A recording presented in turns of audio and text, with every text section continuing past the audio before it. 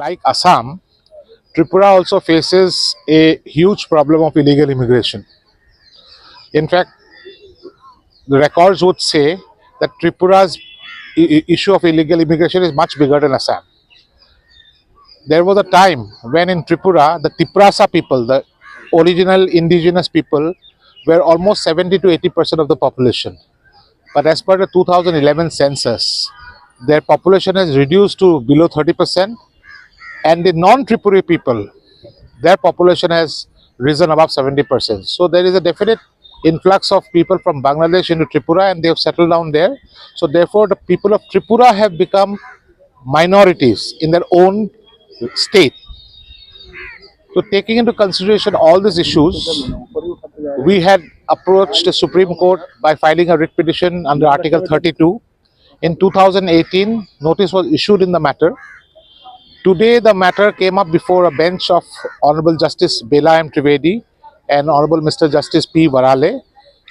Basically, we were praying, that basic prayer was that, like Assam, an NRC should also be drawn up in Tripura, so that at least the process of detecting the illegal immigrants and subsequently their deportation process can be started. We also raised the issue of border fencing and all other allied issues. Today the matter was heard finally, but it was not a very extensive hearing. The bench opined that the reliefs that we seek from the Supreme Court can also be granted by the Tripura High Court. So after a brief exchange of ideas and arguments, the bench finally decided that the matter should go back to the Tripura High Court. So accordingly, the petitioners were given the liberty to move afresh, to file a fresh petition in the Tripura High Court seeking the same relief. So having given that liberty, if my clients decide to move the Tripura High Court, then we have to file a fresh petition, and we will await the judgment of the Tripura High Court on the issues that we have raised. If for any reason the High Court decides against the relief that we will be praying, then certainly the road again back to the Supreme Court would be open. So therefore, all in all, what I may tell you, the conclusion is that the bench, after hearing us, decided that we may better approach the Tripura High Court by filing a fresh petition, seeking the same relief, and await the judgment of the Tripura High Court. And thereafter, as advisable, we will take further steps. Thank you.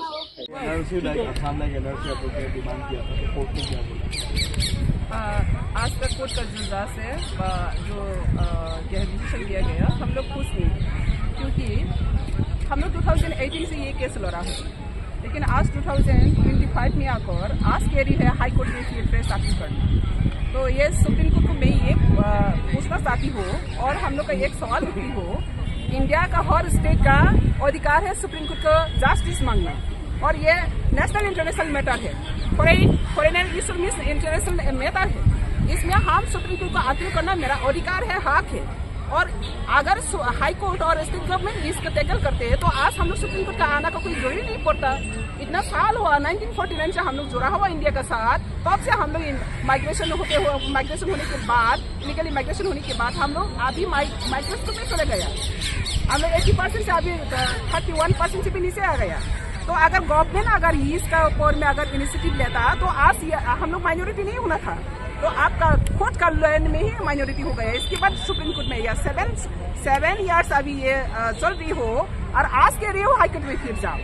अगर high court में बेचना है तो supreme court transfer कर सकती है, transfer क्यों नहीं किया? फिर हमको फेस करके अपील करना पड़ेगा। मतलब हम लोग को जनता को, हम लोग का इंडिजिनस लोकल पीपल, जो एवर्जिन पीपल को हैरेसमेंट करना, फिर हम लोग पैसा देगा, फिर फाइनेंशियल, फिर हम लोग सफर करना पड़ेगा, फिर आना पड़ेगा सुप्रीम कोर्ट। तो आसाम का मैटर जो बड़ा मैटर है, इशू को सब सुप्रीम कोर्ट में सुनाई दे जाते हैं, तो त्रिपुरा को मैटर को क्यों सुप्रीम कोर्ट एंट्री नहीं दे रही है? सुप्रीम कोर्ट ये कह रहे हो हाई कोर्ट में जाना, तो ये बहुत बड़ा, ये देश का एक क्या कहना है, वो बहुत बड़ा हम लोग का नेगेटिविटी एक विजन है। तो हम उम्मीद करते हो मोदी जी खुद कह रही हो एनआरसी लागू होना चाहिए, तो आज एनआरसी लागू करने के लिए सुप्रीम कोर्ट की दौरा है। आज त्रिवेदी बेला त्रिवेदी वो गुजरात की है एक जस्टिस, बहुत अच्छा जस्टिस है। तो मोदी जी का जो एम्स एंड ऑब्जेक्टिव है वहाँ पे इंडिया में एनआरसी लागू करना, आज अगर सुप्रीम कोर्ट को दायित्व लेता तो त्रिपुरा में भी तो एनआरसी चालू होना था, लेकिन हमको क्यों घुमा रही है? हाँ घुमा सकती है, सुप्रीम कोर्ट का प्रोटोकॉल घुमा सकती है, लेकिन हम लोग का इतना साल की बात सुप्रीम कोर्ट में आकर पहली बार दर्जा हम लोग नॉक किया था। इसको तो हम लोग रेस्पेक्ट करके ये इंडिजिनस एबोरिजिन पीपल लोग का जितना भी दुख है इसको समझ कर सुप्रीम कोर्ट आज यहाँ पे इसका क्या है हियरिंग करना चाहिए था, लेकिन इसको ट्रांसफर कर दिया। ट्रांसफर भी नहीं किया, हम लोग को फ्रेश अपील करने के लिए कहा। तो इसलिए मैं बहुत क्या है सुप्रीम कोर्ट का हाईकोर्ट जा रहे हैं अपील करने के लिए। हाँ जाएंगे, जहाँ तक हम लोग लड़ाई करने के लड़ेंगे। लेकिन बात ये है, हमने जो उम्मीद किया था सुप्रीम कोर्ट और ये देश और कोने का सब स्टेट का ही समान अधिकार है, लेकिन आज देखा है वो डिप्राइव है। तो जितना डिप्राइव होकर आया, आज मोदी जी भी डिप्राइव कर रही हो।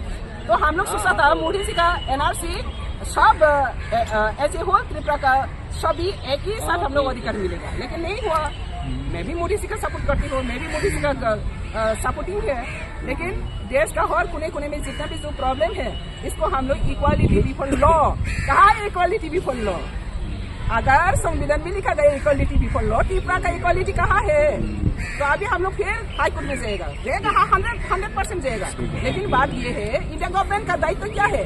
इंटरनेशनल बॉर्डर जब दो कंट्री इधर उधर होता है, वो नेशनल इशू है, वो इंटरनेशनल इशू है। सुप्रीम कोर्ट का ये इंडिया गवर्नमेंट का मैटर है, स्टेट गवर्नमेंट को क्यों भेजा है? स्टेट गवर्नमेंट इसको संभाल नहीं पा रही है, इसलिए तो हम लोग वहाँ पर आकर देखना पड़ा। तो मेरा अपील ये है, इंडिया गवर्नमेंट अगर और कोने स्टेट को अगर सिंसियरली नहीं ऐसा नहीं करता तो देश एक अंगूठी भी अगर बीमार होता तो देश आगे नहीं बढ़ पाता। तो दुनिया अभी नॉर्थ ईस्ट में देखो, मणिपुर छोटा सा राज्य है, लेकिन मणिपुर को लेकर हम लोग नॉर्थ ईस्ट में